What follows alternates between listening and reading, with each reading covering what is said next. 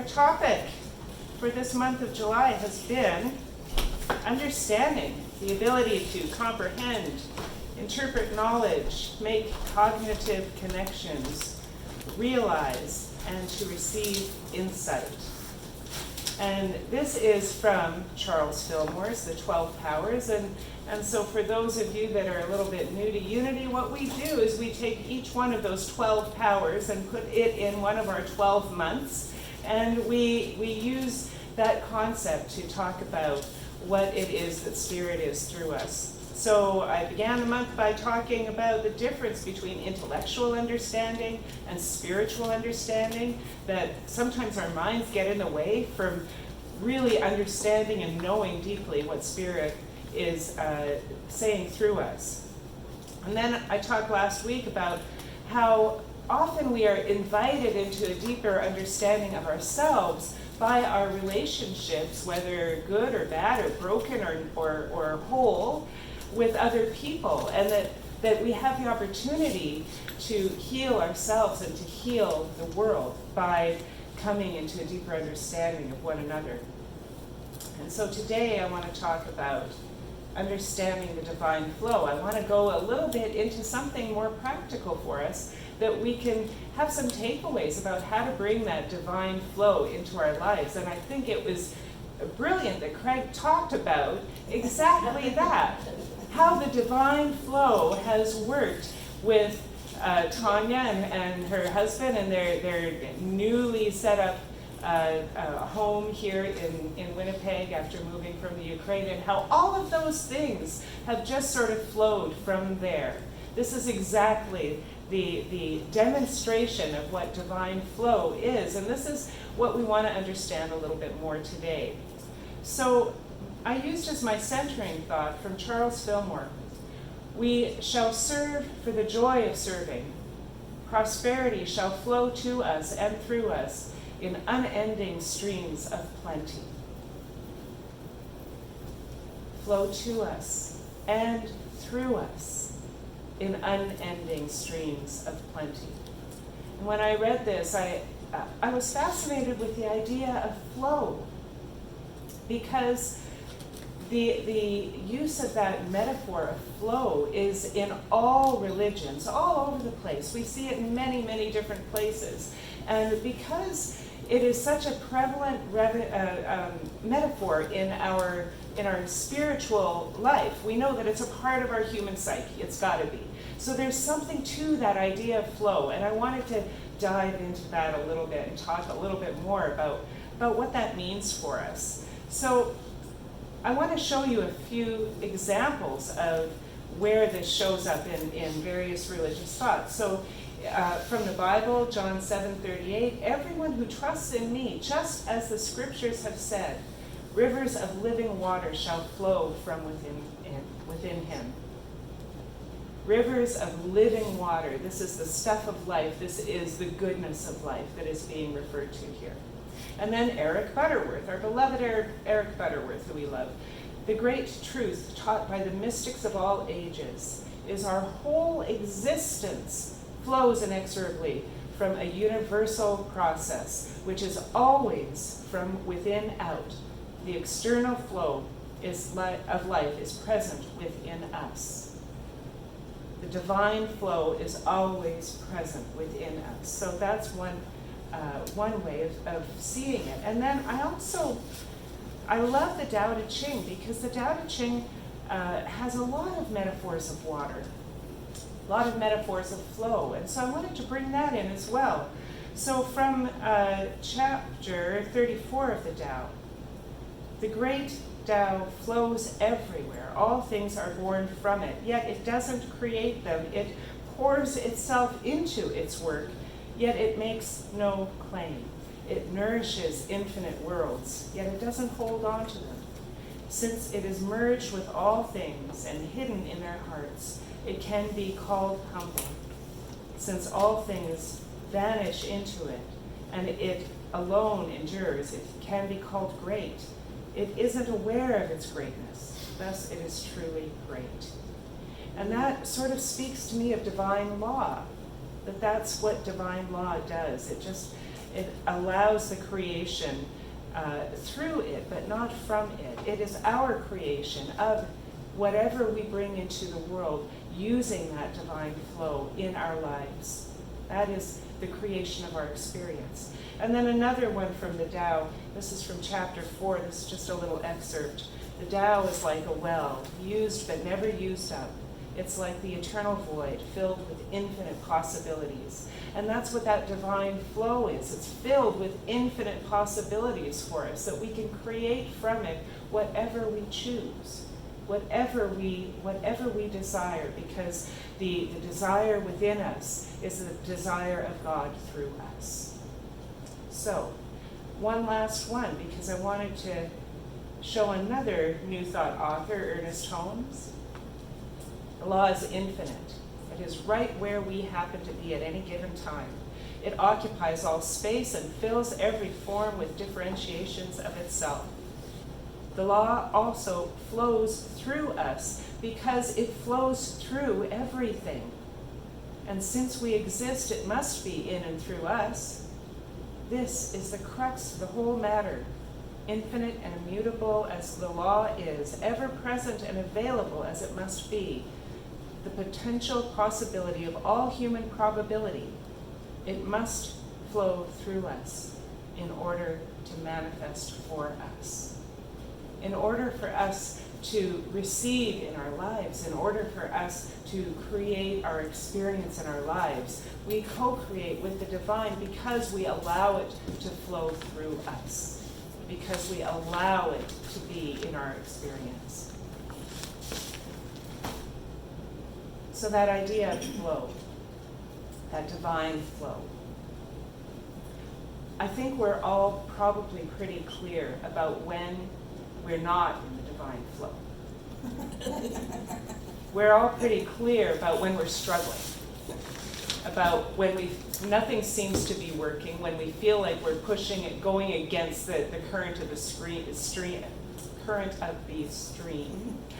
when we feel like everything is difficult, we're going against the divine flow. We're not allowing that flow to go through us.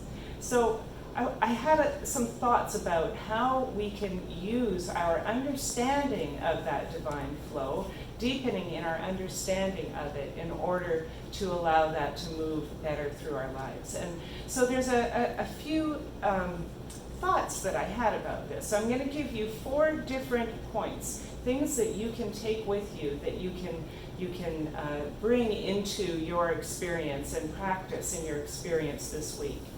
The first one is to understand yourself, to allow yourself to pay attention to what's happening within you.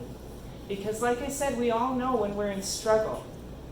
We all know that, but do we really pay attention, or do we sometimes try to ignore what's going on? Do we sometimes try to simply move through our life without paying attention to what's happening? And you can tell in your own body what's happening. Oftentimes, I know when I'm in struggle, I feel it in my gut, I feel it in my heart, I feel it in my head, in the middle of my forehead. We all have those places within us where we hold that kind of tension and that kind of struggle within us. So I have a story for you. There's a person who went to see a counselor. It was an employment counselor, because this person had lost their job and they were looking for something new, and they seemed to have nothing but struggle in finding something new.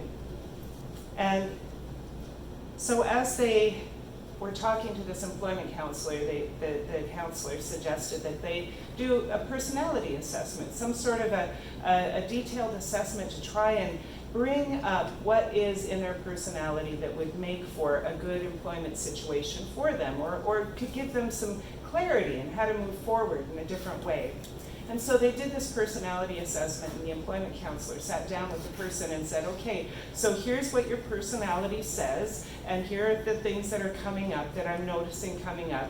And the person who was coming for counseling said, I don't want to hear any of that. I just want to hear, what is it that I'm supposed to do? What do I do? And isn't that what we do often? We want to rush to doing something before we take time to understand ourselves.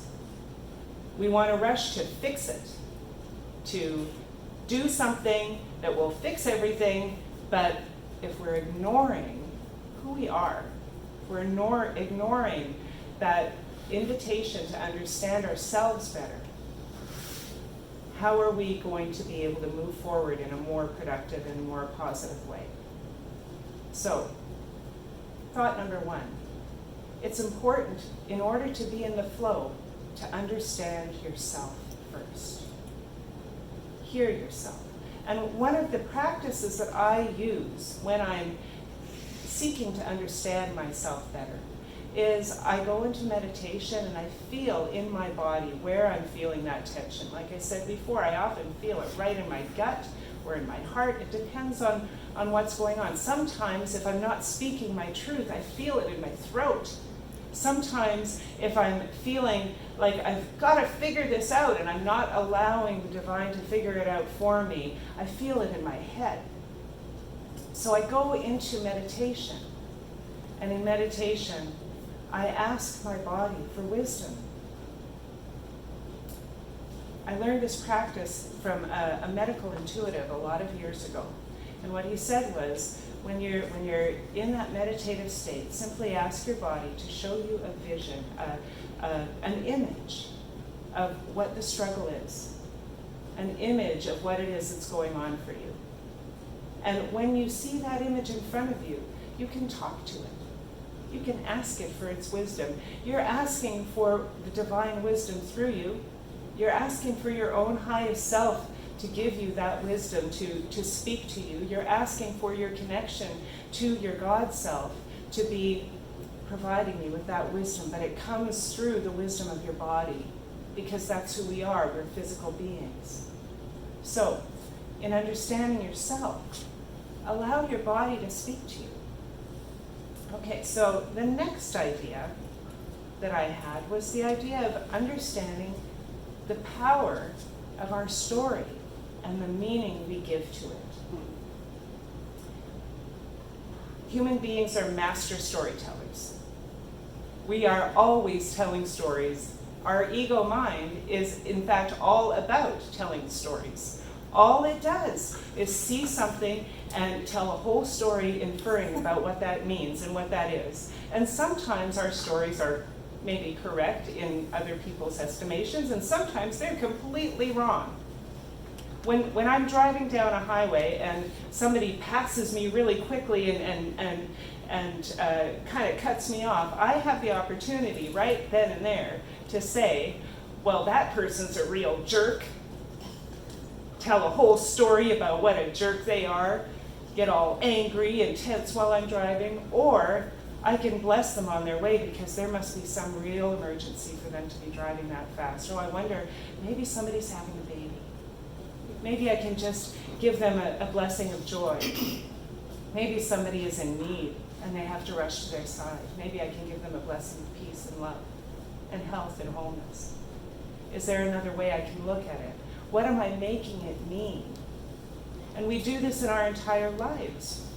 So if you notice, when you're making it mean something that brings up anger or sadness or hurt or unworthiness or all of those other sorts of emotions that tear at us, that feel hurtful to us, when you have those kinds of meanings in your life, your energy is constricted.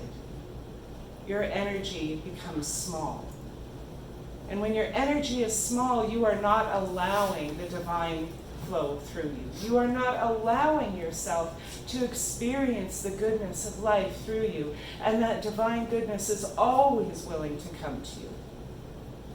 But we have to be open to it. So by simply asking yourself in that moment of constriction, whoa, wait a minute, this is a story. What am I making it mean? Can I think of a different perspective? Can I think of a different story? Simply by doing that, you can bring yourself into an awareness of compassion or love or gratitude.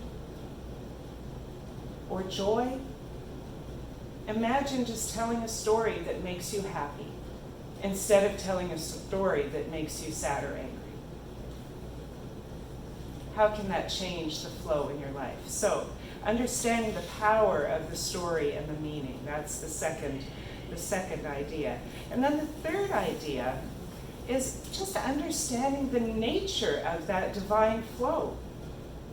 So a friend of mine was having some struggle in her life and her business, and she was feeling like she had missed all kinds of opportunities, and she felt like she wasn't doing things well enough, and she was just struggling in her business. And she decided to go see this coach who was also a shamanic healer and counselor and all kinds of different things. And so this coach woman was in Denver, Colorado, in the mountains.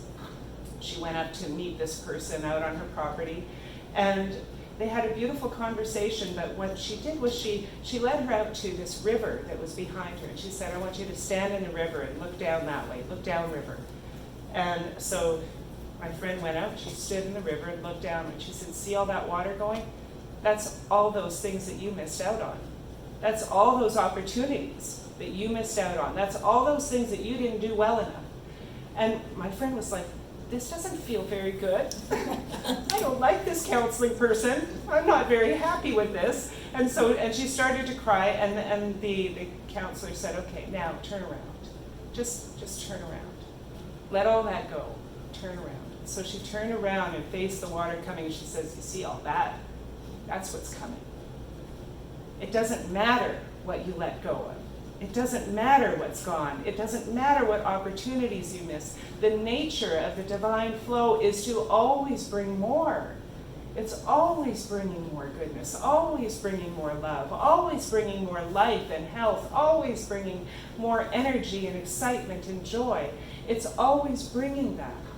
We simply have to turn to face the flow. Let go of those things that are no longer a part of your experience. Let go of all the things missed, all of the regrets, and turn to face the flow.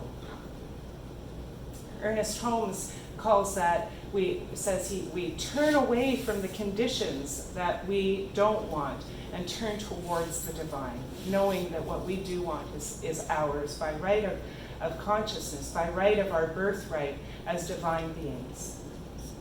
So we turn to the flow. So that's the nature of the divine, to always be giving to us.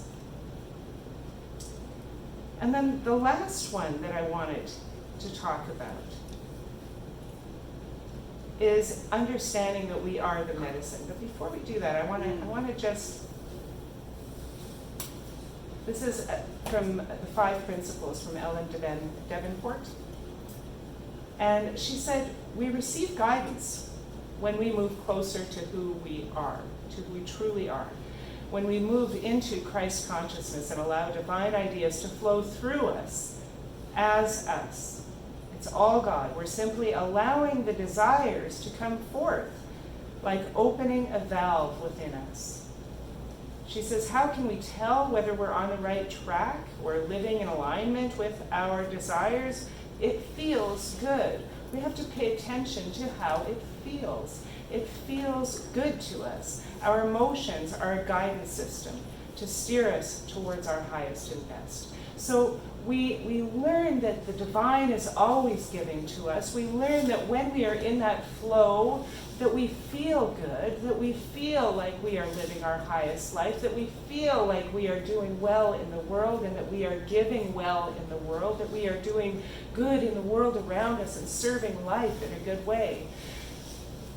Sometimes we're not in those feelings of being in the good. Sometimes we have difficulty reframing our story. Sometimes we have difficulty feeling like we can truly understand ourselves. And what I want to just give you one last idea to move forward, and that's that you are the medicine, and you are first the medicine for yourself. Your love is the medicine of God through you. It is the medicine of God for you and through you and as you. And the love that you give first to yourself allows you to be that in that flow and to be giving that flow out into the world in a better way. So when you can't hear your inner wisdom, love yourself more. Love yourself more. When you can't understand your path or your purpose, love yourself more. And when you're out of that divine flow, when you're feeling like you're in struggle, love yourself more. Knowing that we are divine beings. There was a line from Eric Butterworth, I think it was, who said, you know, God doesn't love us, God is love. And we are the outlet of that love into the world. God is love. In order for us to experience love, we have to be open to it. We have to be open to receiving it, and we have to be open to letting it flow through us. If we stop the flow to ourselves, we stop the flow to the world. Wherever we stop the flow, we're stopping the flow to all. And the world needs us. The world needs our medicine. The world needs our love. More and more every day. So these are my practices, my thoughts for you. Love yourself more. Turn towards the divine flow. Make a new story or a new meaning. And get to know yourself. Understand who you really are. So to end this, I'd like to do this affirmation. This is from Ernest Holmes. It's an excerpt from his poem, I Keep the Promise. And if you like, you can say this out loud with me. I shall daily speak the truth to my inner soul, telling it that it is wonderful and marvelous, that it is one with the great cause of all life, truth, power, and action. Beautiful. Thank you so much.